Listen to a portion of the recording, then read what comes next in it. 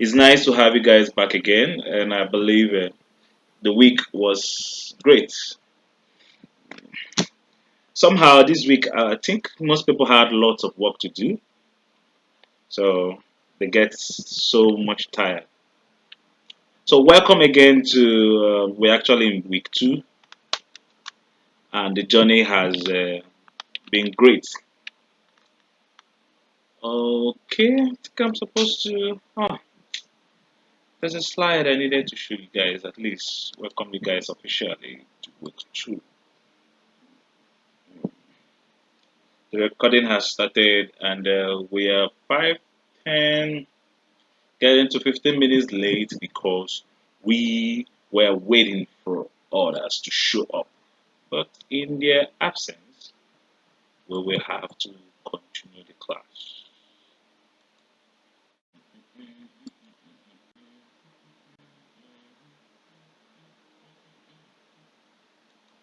Okay.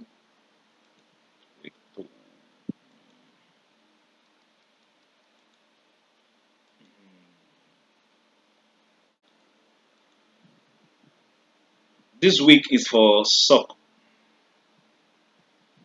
Is for SOC. This week is for SOC. So what we'll be doing today is to look inside the SOC and review the material by Anand Guru. I shared this material with you guys over the week, right? Hello. Yes, you did. Oh, okay. So we're going to be doing just a review of it. Okay. So the course was an introduction into SOC, how it evolved, the people, the process, and the technologies in SOC, and what skills are required for each level of career in SOC. And also somehow the non-IT background guys where SOC fit in for them, while companies needed so many computers, etc. So this was majorly a deep dive into the SOC environment. Also, let me use this opportunity to um, let us know if you have people who would want to take the training. Batch 4 will be starting up by Saturday coming. So you could just do well to share the program with them. If they are eligible enough, they could register before Saturday. Okay, so where does SOC jobs fit in? We looked at the entire market where we see the HR, the sales, the accounting, the construction inside this big world market. Then inside it, you have the IT, information technology. That's this orange circle.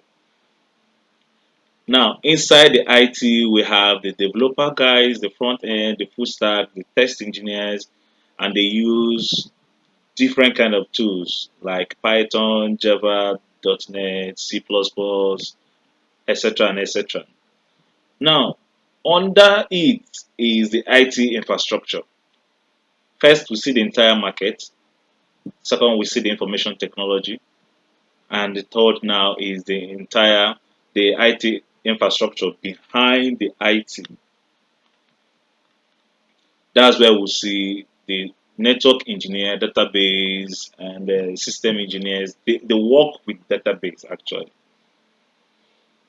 Funny enough, all these sections are career paths for many people. Okay, people who decide to make out career out of all these paths.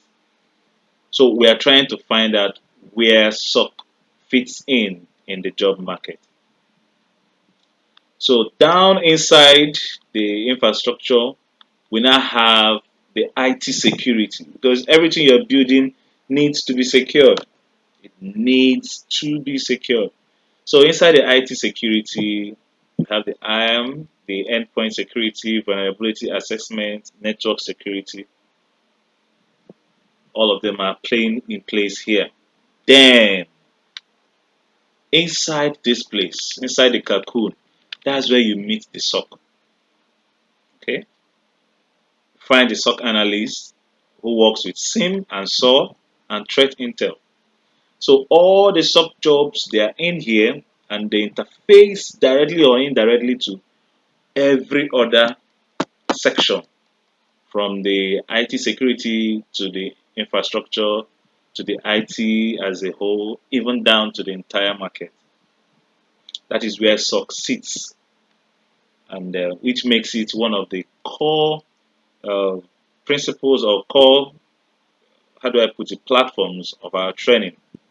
Also, it is one of the easiest, uh, lowest hanging fruit into cybersecurity.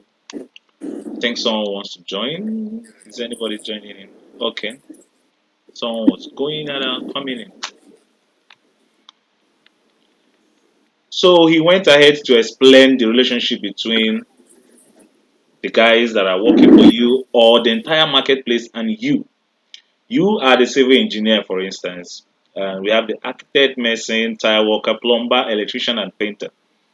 There is this synergy that has to come from you to them, from them to you, so that you will at least have an idea somehow of what they are doing. Since you're going to be doing more like an insider role, but you need to have an idea what is happening around you.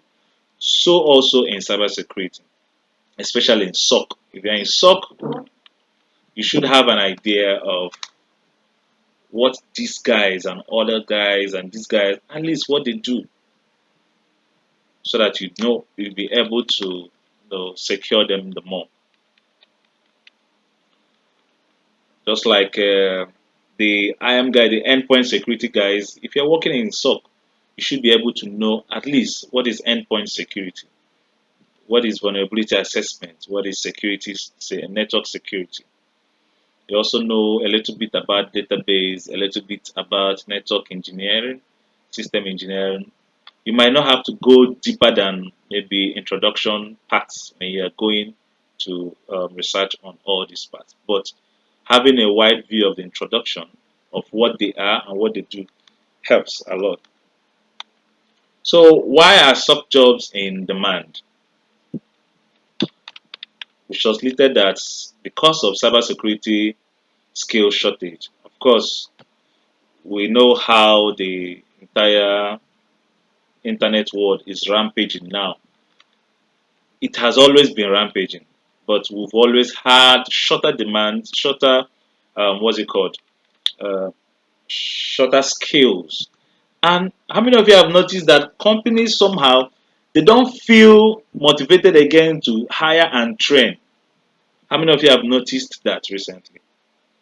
If you have been to the job market recently, So, so true. yeah. So they prefer more or less that you come with the skill, we hire you. Least they could do is just give you 1 week onboarding. But if you are waiting for them to do a whole 3 months paid onboarding for you, no way. They are getting tired of that process lately.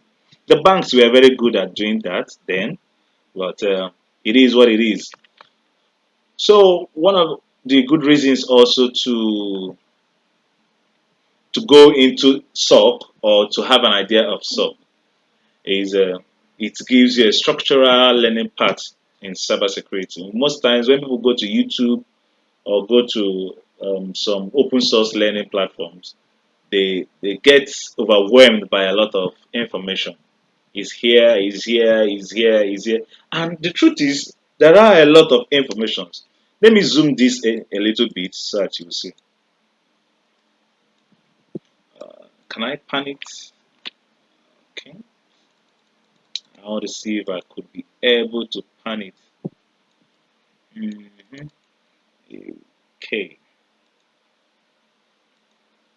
So in the blue parts, that's career development, the certification, cybersecurity domains, the physical security, security architecture, threat intelligence, user education, security operations. So there are a lot of open source knowledge there that one could easily be overwhelmed.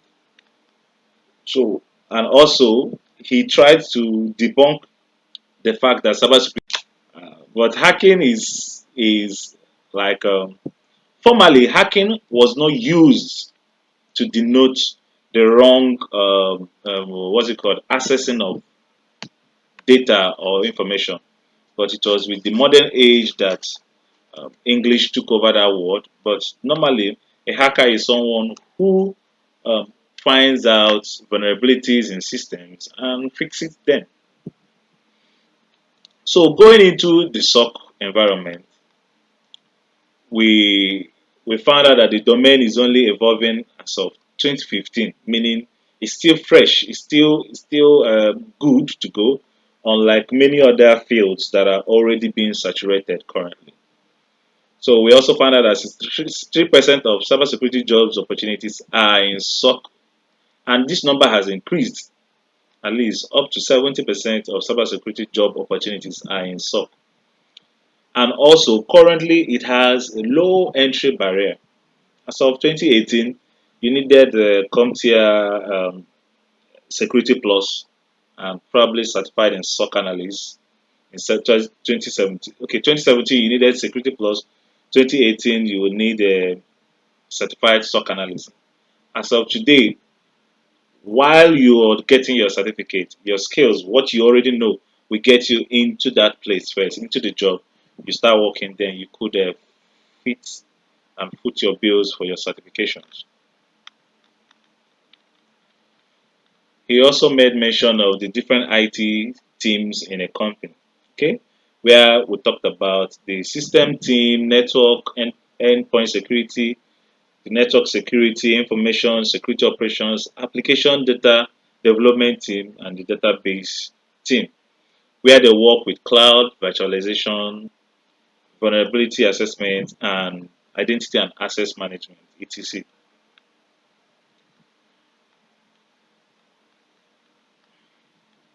So with the system team guys, the server guys, these guys are the ones who provide the, provision the hardwares, they install and maintain, and also they get the physical structure in place.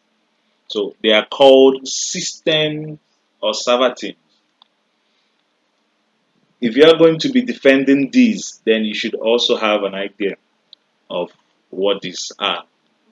For those that are in the IT space already, they wouldn't have any challenge um, working with or getting to know them. But those that are not in the IT space, they'll have to do a little read up to be able to, flow through. The network team guys, these guys are the ones that set up the internet, the router, the access points, the network, the switches, the whole networks, wherever. They are the ones that plan and design the network architecture. So security, endpoint security team. Now, what these guys do is that they protect endpoints in the network, especially from user machines and servers. They install, configure, and maintain endpoint security solutions. An example of endpoint security solutions, see the antivirus, host firewall, host intrusion prevention. We also have host intrusion detection systems too that detect.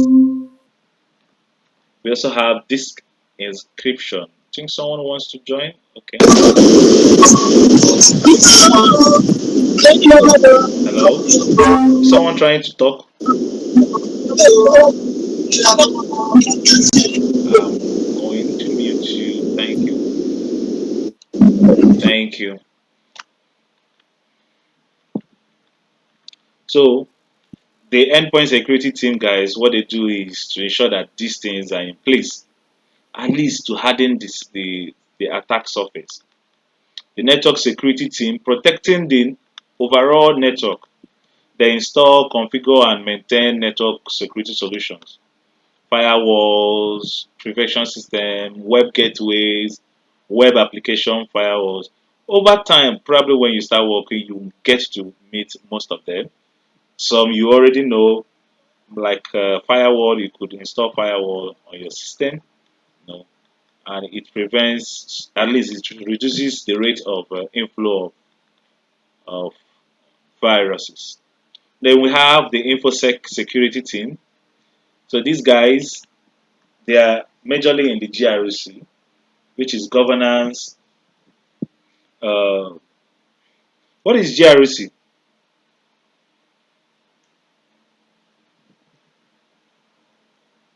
Who knows what GRC is?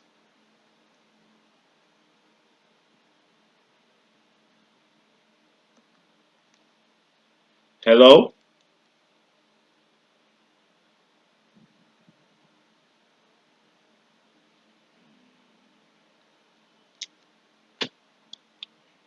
Hello? Yes. What is GRC? I'm asking. Governance, risk, and compliance. Yes, exactly. So these guys, they conduct regular audits, they draft security policies, they draft also ensure that there are adherence to regulatory compliances while also conducting user awareness training. Most people who don't want to go deep into cybersecurity, they focus on GRC, especially if they are good with auditings and policies and records. They focus here as an added advantage to their work regime, and they move on from there. Then we have the vulnerability assessment team. These guys are the ones in charge of scanning for vulnerabilities and patching them, sending out software updates.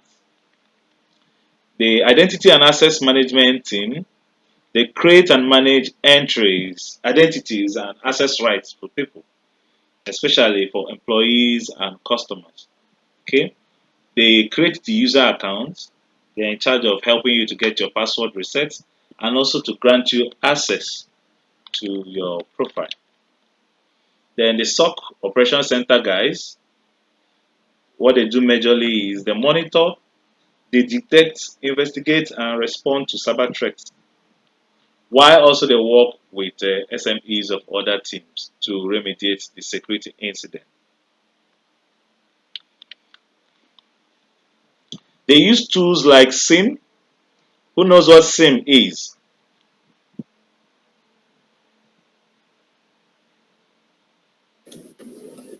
SIM, Yes, security incident and event management.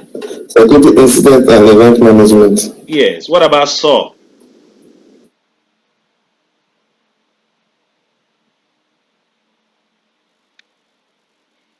and threat intelligence and analysis tools too?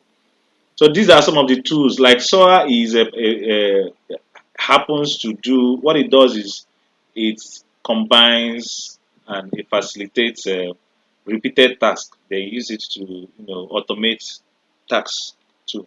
So SOA tools, most of them are used to automate tasks. They're also using threat intelligence tools and analysis tools too.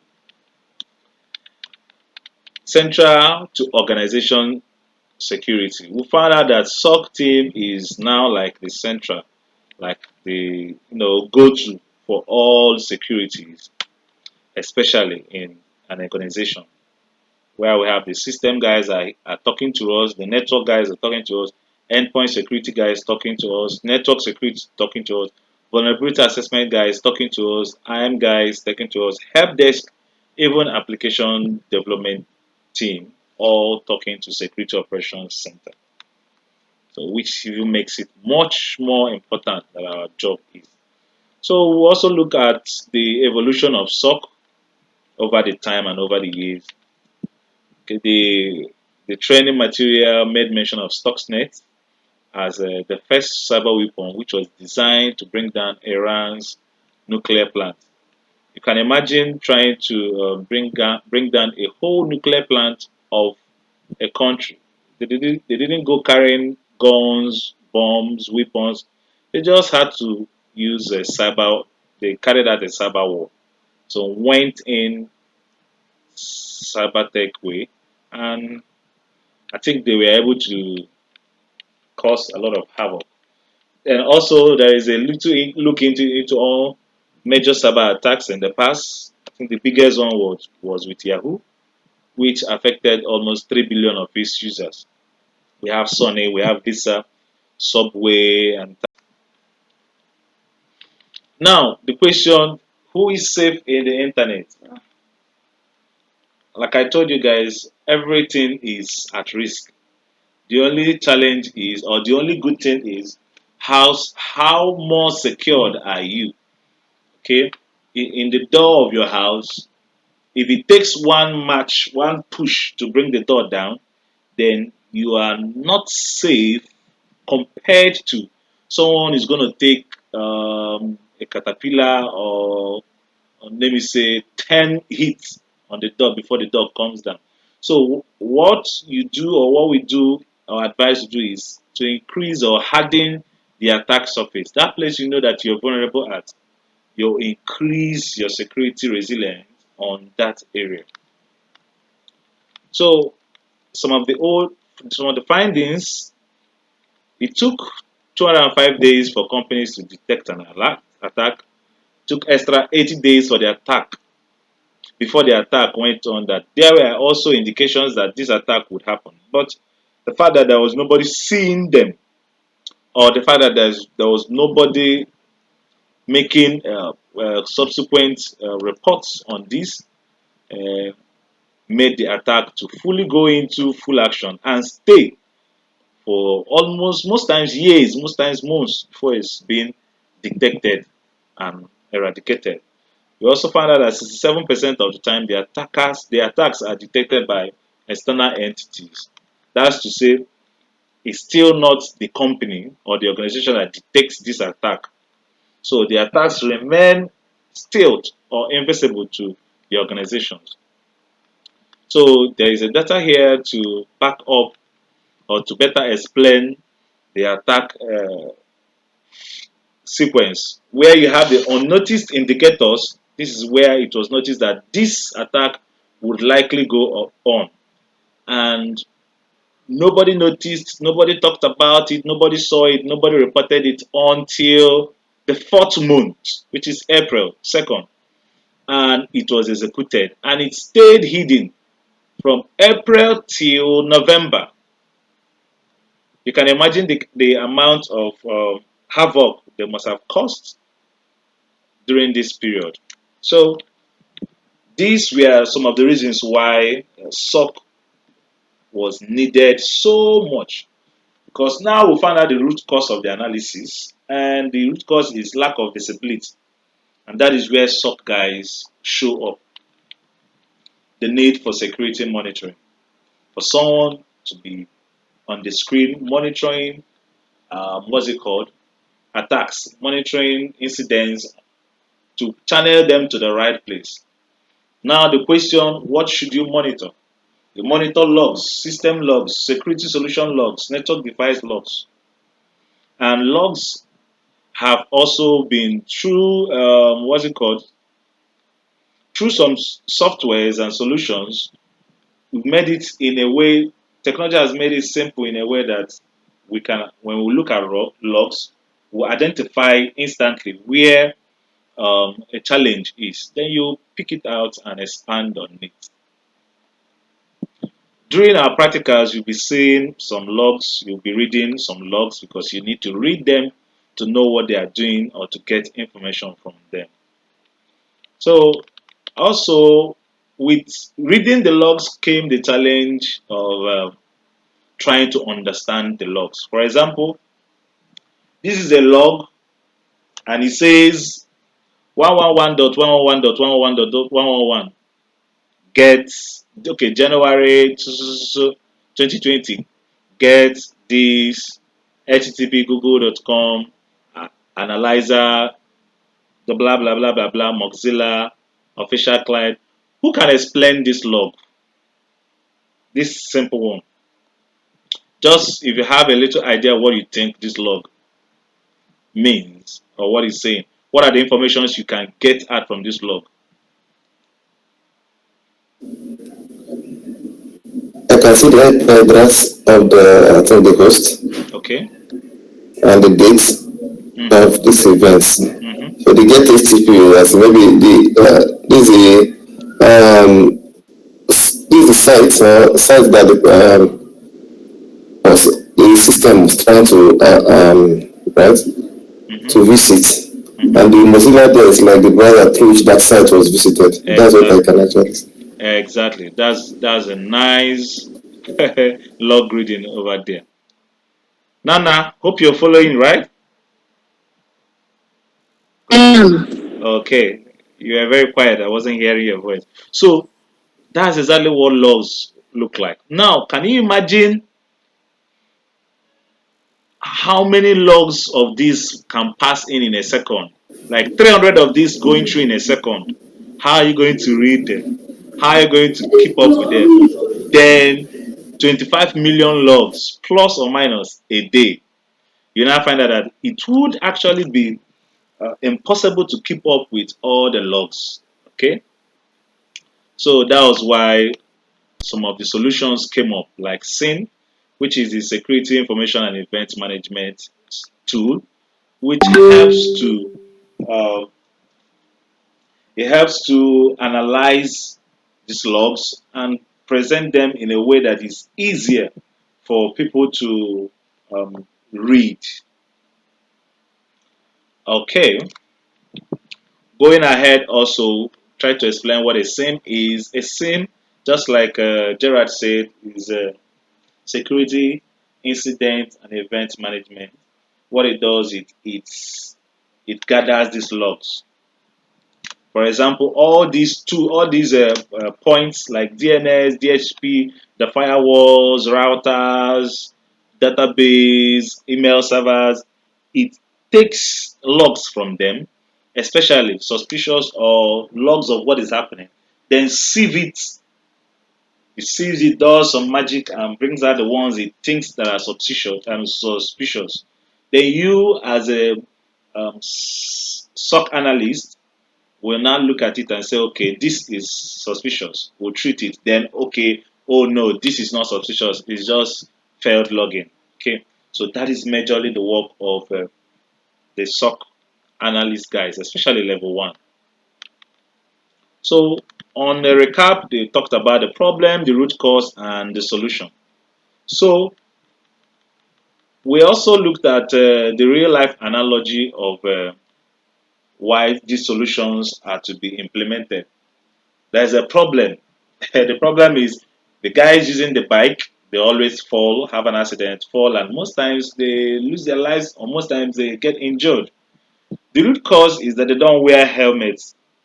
And the solution is okay, wear helmet. But people normally would not want to wear the helmet, probably because it doesn't look fancy enough or looks stressful. And that's where the GRC guys, the enforcers, and the policy guys they come into place. The rule enforcers in India, the Regional Transport Office, Department of Motor Vehicle in USA, Driver Vehicle. I think in Lagos, Nigeria, we have the LASMA, something like that. Yeah. So the rule enforcers, what they do is regulatory compliance and ensure that there are industry best practices. And these are some of them. The HIPAA has always been more, how do I say it, more known, which is the Health Insurance Portability and Accountability Act. So we also know about the GDPR and so many others. Even in Nigeria and every country has theirs, which they use to monitor and ensure mandatory compliance on uh, security generally. So some of these instruments, some of these companies, they have SIM tools. IBM has a SIM tool called Total Security Intelligence. McAfee also has called Nitro Security. Splunk has the Splunk Enterprise. The one that the company, the organization I work with use is Wazoo. And Wazoo has grown to become one of the used security SIM tool for due to its friendly user friendliness and some other distinct features about it. So now the SOC security analyst guys, the team that make use of the SIM tool for security monitoring, that's what they call them, the security analysts. Okay, and a person security analyst. I think they have level 3 then before you now come and start getting the managers and the uh, other higher offices. So this is more like what a security operations center would look like. The screens, monitoring going on, and even while you work remotely, you're going to be setting up yours. You get your system, you get the applications running, you 24 hours of the day, depending on the hours you're working. If you're doing a 2 hour shift or 4 hour shift, you sit down and analyze what is happening behind the screen. So he also made a very fantastic analogy of the medieval military army in the past. How we have from the front, the guys that use the elephant, then the horse guys, then the arrow guys, then also the bow guys. What's it? Okay, spear, the spear guys, and they make use of different types of tools to fight, and so also related to cybersecurity. Then with this picture of an olden days palace or city. If you look very well, you will also see that there is a tower always situated in the outskirts of this place, these cities, and the tower has people in it or someone in it that uses or his work is just to keep a look of to ensure he detects security incidents from far. His responsibilities to monitor for possible attack and then alarm the army so that they will have ample time to get prepared. Okay. They also, one of their uses is for early detection of possible enemy attack and reduce the impact or damages of the act. This is exactly what the SOC guys do. They are in the front, they are the front facing guys on security. So this is he was trying to match the people and the technologies that they use. Okay. When you take it down, you will see the medieval guys look at the technologies below them. Then for the SOC guys, us, look at the technologies that are pointed to what we are going to be doing. The antivirus, the host intrusion prevention, host firewall, the FAME, the application control, the EDR and DLP, etc. So this particular course is trying to do an ample view about the people that are involved in SOC and the processes and also the technologies that they use. Okay. Now below all those, the SOC guys, the analogy here is the guy on the tower and his bell and his what's it called binoculars. So also we get the SOC, the SIM, the SOA, the threat intelligence, and the threat hunting. So all this fits in. So you know that it's not just floating; they all fit in. Like I said, SOC is the first line of cyber defense and also the eyes and the ears of the organization's security. What they do, they monitor, detect, and investigate and respond to cyber threats. What SOC team does, there are several things. Okay, first they monitor for alerts from SIM. They analyze those alerts. They decide if the alert is legitimate or bad.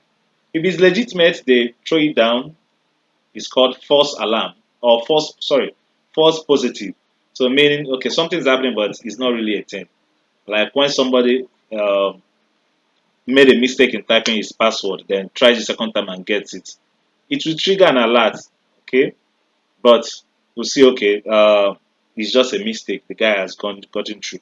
But when you don't get your password correct 1, 2, 3, 4, 5 times, as those alerts keep coming on, we know that something is repeatedly trying to happen. Then we'll know that it is a bad alert. Then you now take it over from there and make the corrective actions. Okay, moving down the different roles in SOC.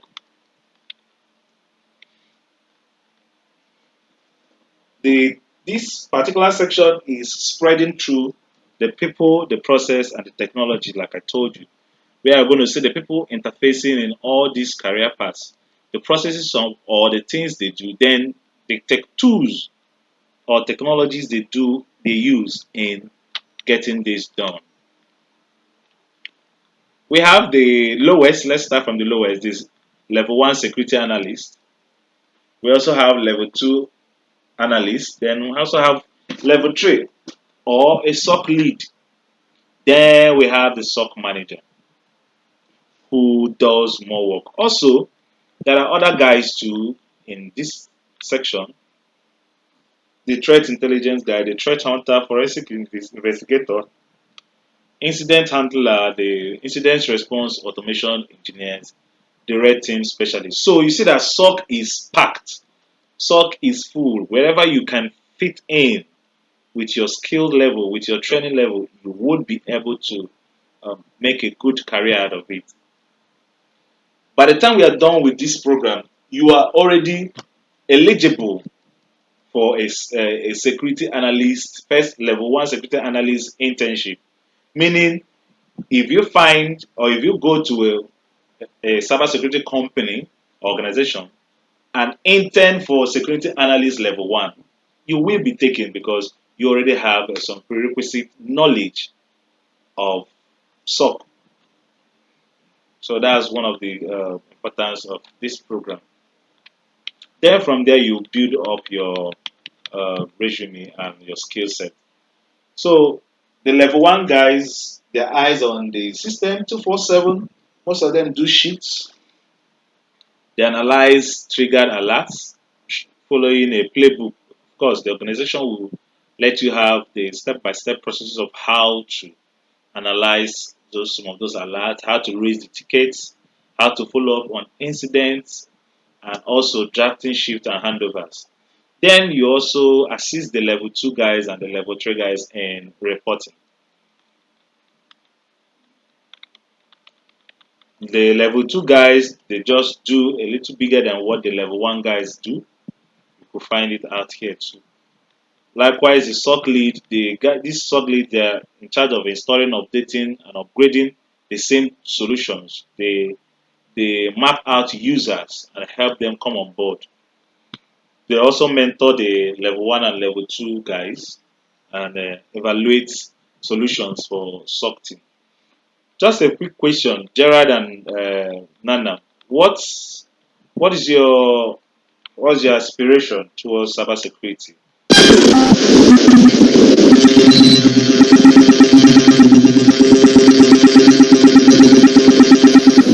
Hello, can you hear me? Yes, I can hear you. What's your aspiration? I can hear you well. Can you mute Adoni first? Yes, he's already muted. Okay. Thank you. So my aspiration towards cybersecurity is actually playing a very strong role in it. I've always had this passion towards it, even though it's not what I presently do. Um, I want to actually, for example, for a SOC team, I want to actually get to the level of a SOC manager. Hmm, that's that's big, man, and it's very achievable. Once you get into level one, you're on your way there, and so far as you show up to work, At least for a SOC team, for yes, instance, at least. yeah. So far as you show up to work and do what you're supposed to do, you're already on your way there. So Nana, what's your plan?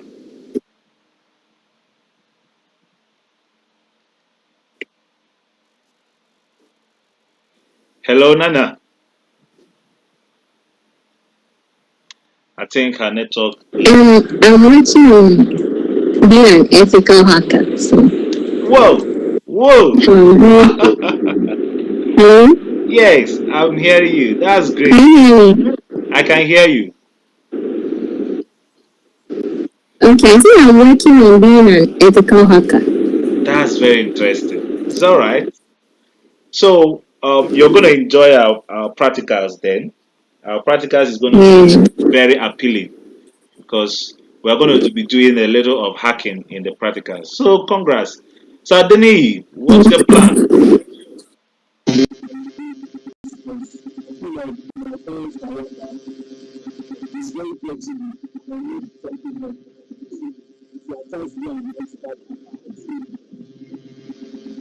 Okay, even though I didn't hear you properly, but I heard ethical hacking at the end. It's all right. So we will. Thank you. You can mute yourself. Yes. We are all positioned at the right place. Like I said, from this this boot camp, you will have those that want to go into GRC or those that just want to do on the surface.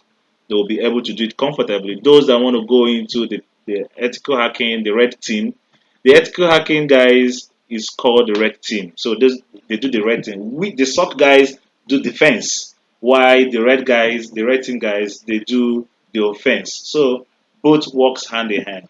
And I'll really be glad to see you guys succeed um, in this part. And also, wherever you are currently, let's assume that you got a job probably, and the job is on the SOC. With the time you have, with the breaks, or just make up time, you keep on learning stuff about those places or those types of jobs you will really want to go to, because all of them are interconnected. For example, by the time we are done with our practical, you already have an idea of, okay, these are some of the things I can be doing on my own, skills wise, for me to be eligible for ethical hacking positions or internships. So by the time we are done with the practical, you will have that feeling and a continued pathway on your own. So it's all right, guys. We have 6 minutes before we go for our break. Let me take extra 3 minutes, then we'll go for a break, then join in with the next link. Okay, let's move on. The SOC manager guys, their roles are quite good. And these roles, no matter which role it is, whether it's level one to up, their envelopes, or let me not say envelope, their take home salaries are very interesting too. The take home salaries are interesting. So the threat intel research, these guys are in the red team. Threat intel research, they are in the red team. Threat hunter in the red team. You see, what he does, he logs mining and he identifies threats, track threat actors and associated tactics, techniques and procedures, capture intelligence on threat actor, and analyze network traffic. You see, they are on the offense. They don't wait for things to happen. These guys go out there to, find out what can take place and take care of it. Also, we have the incident handler guys. We also have the forensic specialists. These guys too on the red team. The red team specialists continuously scanning the network to identify weakness in systems, servers, and network devices. They are always on the offense. Okay. We have the automation engineers, and we also have, I think, after the automation engineers, there's still one other one. I can't remember them, but it's all right. On the SOC technologies, the technologies that we use, we have the SIM, the threat intelligence, we have the analysis tools, and the SOAR. Just like Gerard helped us to tell us at the beginning, SIM means security information incident, security information and event management. Okay, and we already see how they work, and this is also an extension of also what they do when there is suspicious activity. They log in those activities and let the guys that are working on it know how or what to do about it. In extension, the same takes logs from systems and they work on it. They send it down to the SOC guys, security analyst guys, especially level one, which is the front facing team. They look at it and they pick it up and move it down to for incident response. For threat intelligence, cyber threat intelligence is an information about threats and threat actors that helps mitigate harmful events. For example, Corona, the World Health Organization, They are always there to look out for new diseases, stuffs that might hit the world. Just like that, we also have the cyber threat intelligence guys. They keep on making analysis to find out zero-day threats, threats that have not been noticed before that want to come out, or threats that have started making waves. They send out information to the community. Threat intelligence. There are more automated ways to share threat intelligence these days. Not, So not to interrupt, sir. You have 2 minutes, sir. okay, aha, good. Thank you for telling me that. Let's go take a break then. Just don't stay much, so I will wrap up quick. Okay, recording started again. Three, going. So threat intelligence guys, like I said, are the guys that help us to they work like the World Health Organization center that it disseminates information about threats, especially those that could affect on a bigger scale. So if you, during the training, you must have seen and read about them. So the analysis tools, a security analysis has analyzed the alerts triggered in the SIM solution. How does it do that? We have the host, we have the process, then we have the memory. Also, we have the LAN and the internet. All these also they pass logs out. And most of the analysis tools, some of which are very handy to use. We have the virus total, IP void, IBM for the Sysmon, Adron, Autoruns, Process Explorer, Zik, Shodan, Wireshark, Oli DBG. Uh, Here also, I think I'm going to add MX tools for analysis to Nmap for analysis. So when we start practicing, when we start our practical, you get to. I think you should be able to use one or two or three of them to know how they feel and what they work on. So for the SOA, which is the Security Orchestration, Automation, and Response, what they do is they enable security teams. Someone wants to join. Sorry, I think I saw someone wants to join and I can't. Okay, admit, I've seen him. So the SOA, which is the Security Orchestration, Automation, and Response, what they do is majorly to automate processing. So the SOA is a software solution that enables security teams to integrate and coordinate separate tools, automate repetitive tasks, and streamline incident and threat response workflows. So this is like a system that shrinks or streamlines processes, and all these tools are very visible both for the blue team and also the red team. So mostly the process goes they have the same, and inside when the alerts come into the SOA shift them into the active directory. Coming from active directory also the threat intelligence or the vulnerability scanner. And all these get feed into the firewall, antivirus, active directory, and vulnerability scanner. Also, it also explained that there should be a two-way integration between the SOA and other tools. The SOA will feed into the same, and the same feeds it into the human beings that work on it.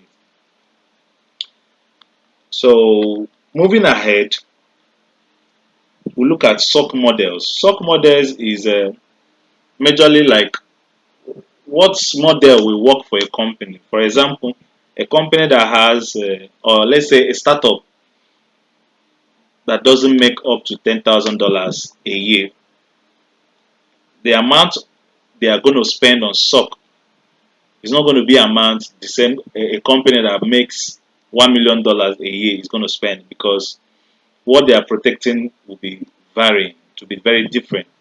So this section talks about the models in which SOC operates. So we have three types of models. We have the in-house team, Not seeing. Okay.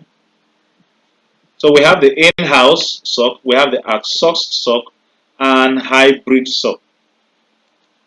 And what are the deciding factors to these types of models? Is budget one, experience of running the SOC two, and also talent and skill availability will decide or determine the model a company will use.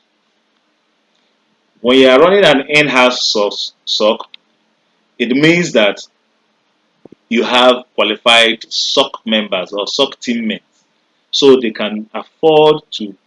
They have the expertise to watch and take care of the organization in-house. Okay. Then when you are source it means you are saying, "Oh, we don't have the expertise to, monitor our systems. You guys that have, why don't you give us a paid service where we'll be able to, stay secured?" So when you are source it, the people providing it now turns to MSSP. I'm trying to remember the full meaning. It came into my mind now. Managed service security providers. Yes, managed service security providers. So they connect the database or the system they are trying to protect. They connect them through VPN and remote access, and they monitor and protect it from wherever they are. So the MSSP can also be shared in the sense that one or two or three or four companies can decide that they want a particular MSSP to serve them, and they go ahead to do it.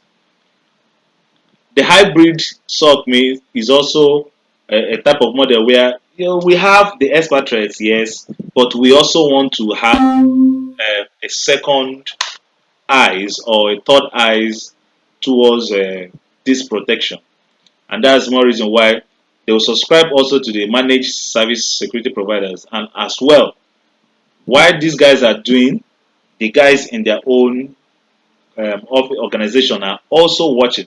So it heightens the security models too. So these are the three types of SOC models that we have, and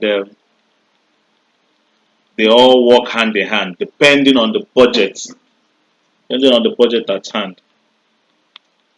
So luckily enough, or fortunately, this is the overview of what you guys went through within the week.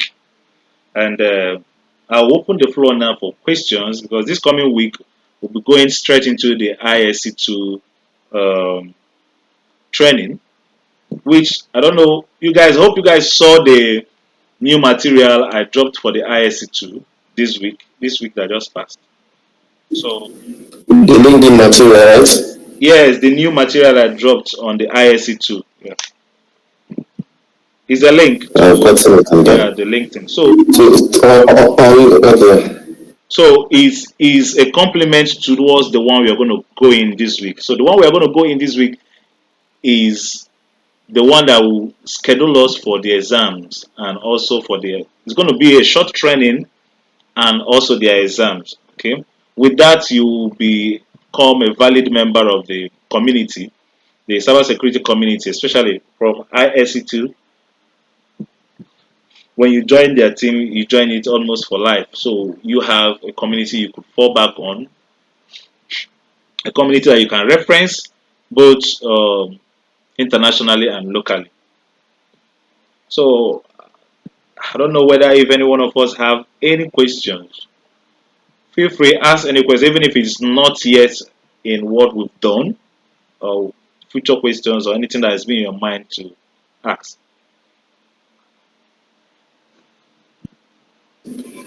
So if you went through that when you were speaking about the different teams of the different people working on in the soccer department, Yes, I saw some prerequisites based on certifications and certifications. things like Yes. that. Yes. So please, can we speak to that briefly, if you don't mind? Okay. The truth about certifications in cybersecurity is they are as costly as their exams. For example, the ones you people are going to take for free on first sitting is $199. Okay, I don't know how much that is currently now, but that is the cost when you are resitting it if you don't pass first sitting. And I really, really, really wish and I believe and I'm praying that you guys should pass the first sitting so that you would, you know, stay away from this extra cost. So now, due to the short demand or the how do they shortage of staff, skilled staff in cybersecurity, there is this advantage of getting a job even with your skills. If you know how to do, if you know what to do. What I mean know what to do is as we are getting trained, as you continue getting trained, you go for an interview and where are your certificates after your general normal certification on probably your schooling or whatever. The next is okay, professional certificates. Now, those professional certificates can be in view once you get your work, where you start your working. So you find out that some people stay in the work and they write professional exams and they get it. Why? Now they can afford it. Why some they want to get all the certifications before they start work. So whichever pattern you want to follow in cybersecurity currently, you are good to go. I tell people even this ISC too, if you go sit for the exam and you don't get it, having attempted the exam, having gotten to the extent where you attempted the exam, you are eligible for some certain roles whereby whilst you are now working, you could now afford to receive or get more certifications. I don't know whether I cleared you or you still want more light on it. Yes, you did, but what I'm still saying, sorry, I just want us to have a view of those certifications. I Okay, just want us to talk a the little bit names, about. what they are. Yeah, yes, thank Okay. you. They are on the public interface. For example, they are most. If you get to Google, you look at them. For example, which particular one are we going to look at? Let's speak specific to one.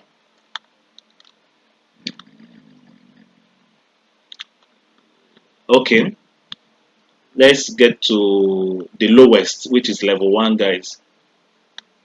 Okay, SOC level one, guys. So Security Plus is basically an IT certification. Then Cybersecurity A plus also. Then some certified ethical hacker.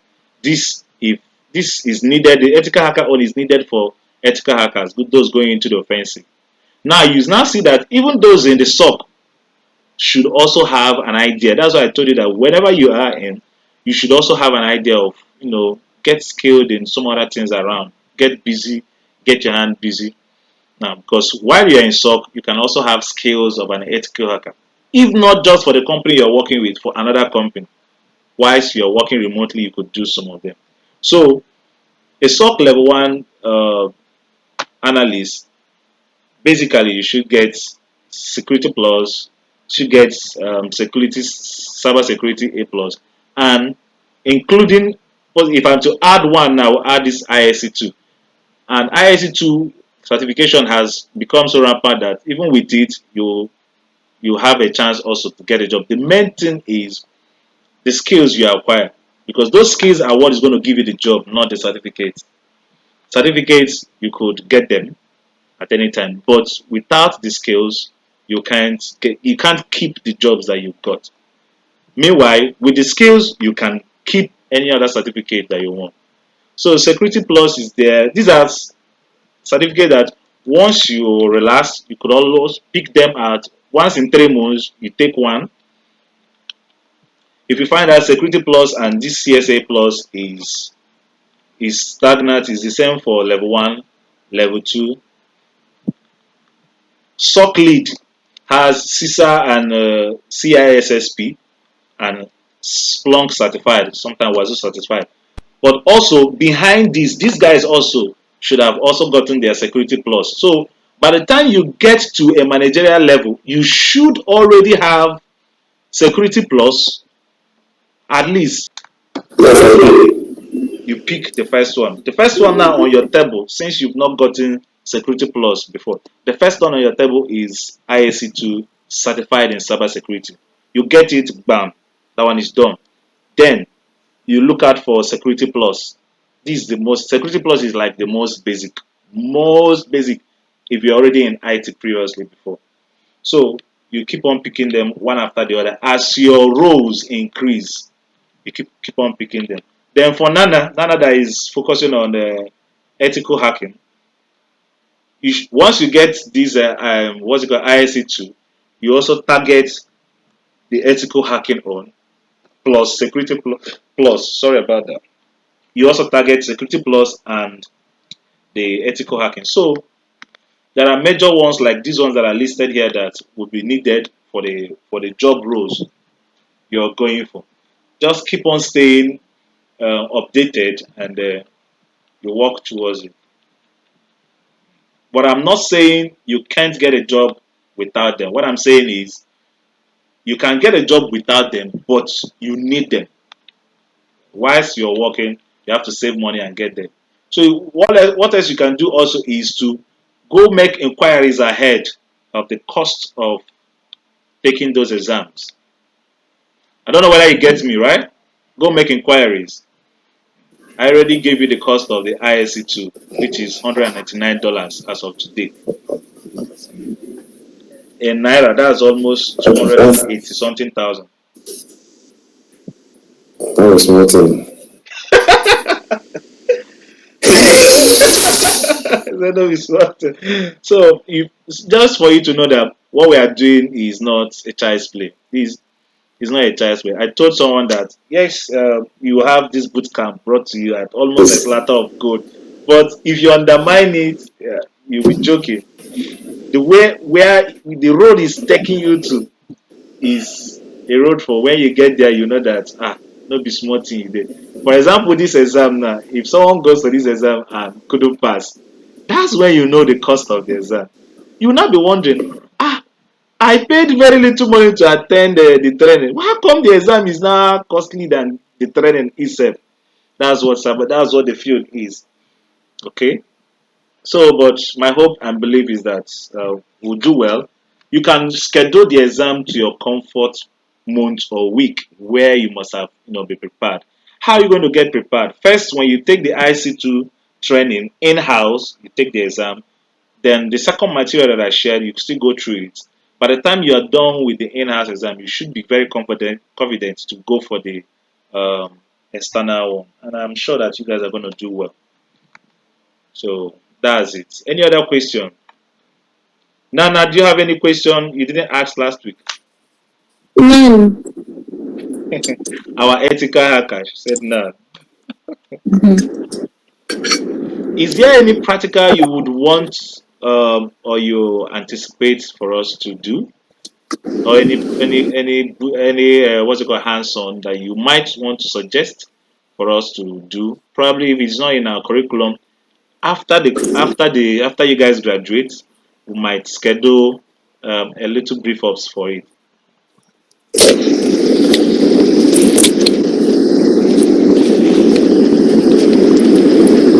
Hope we are going to have the PDF of this very presentation.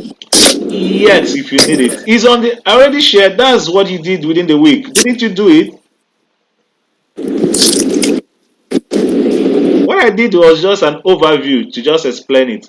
I shared this with you guys within the week, didn't I? You did. Yes. On Udemy, right? Yeah, I need them. I went through the videos. I haven't downloaded the videos, but what I'm saying is that at a glance, you can just take a look at this for some references. Oh, okay. So you need the PDF too. Yes, Okay. if you don't mind. Thank you, No problem. I sir. could share this one with you if you need it. Okay. And What I'm saying is your that you voice even is very download this bad PDF from today. that material. What did he say? What did you say? I said for someone like me that came into the class late, I would really love the video. Oh, okay. Oh, okay. Yes. It's all right. No problem. I could share it with you guys. So you go through it just within a glance. You go through the yes. Instead of just always going into Udemy to go look at the videos. I think that's true. It's all right, guys. I'm sure we are done for today. I'll be sharing. Do we have any assignments today? None, right? None yet, none. No assignments. Okay. Anyway, it's too early for practical assignments. So I'll be sharing the link for registering the ISC2 this week. That's what you're supposed to start on this week. Please, when registering, be sure to follow the steps on the video accurately.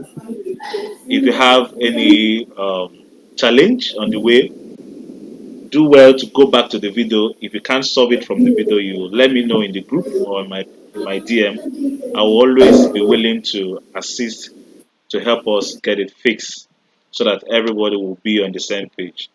Then try as much as possible to get few time, make out time to go through the training. Do it quick so that you can do the complementary one. And I believe that's it for the week.